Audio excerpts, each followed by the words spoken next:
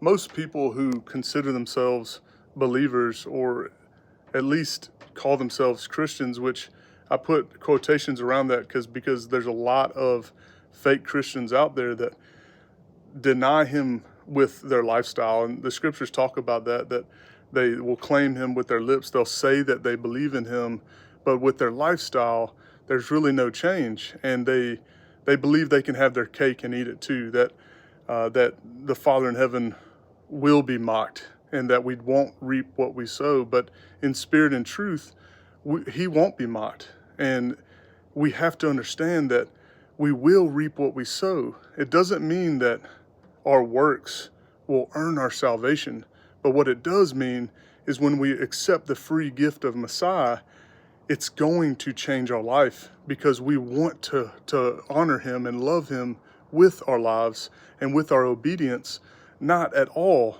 earning our salvation, but because he first loved us and gave his life for us and laid it down and took those 39 stripes for our healing, and he shed his blood for our deliverance. And so knowing that, just like anyone, if someone put their life on the line and suffered greatly to save your life, you're not going to want to just spit in their face and just ignore them and not grow that relationship. You're going to be extremely grateful if you really understand what they did.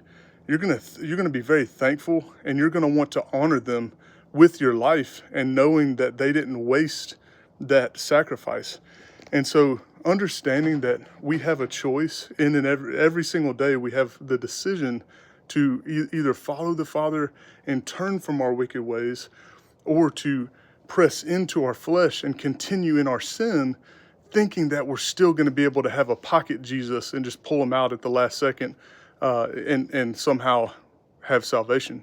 But he tells us that there'll be many that will say, Lord, Lord, for I did all these things in your name.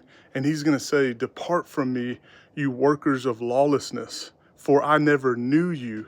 So it does matter, and it is important to understand that what we do makes a difference. It shows our true conversion by the way that we live, and understanding that we don't want to continue offending the Father. We want to honor the Messiah's sacrifice by being a living sacrifice ourselves and sacrificing these worldly sinful desires and the lust of the eyes, the lust of the flesh, and the pride of life. So I encourage you, brothers and sisters, press into the Word. Let the Word transform you by the renewing of your mind, and strengthen your faith by hearing His Word on a daily basis, strengthening your prayer life.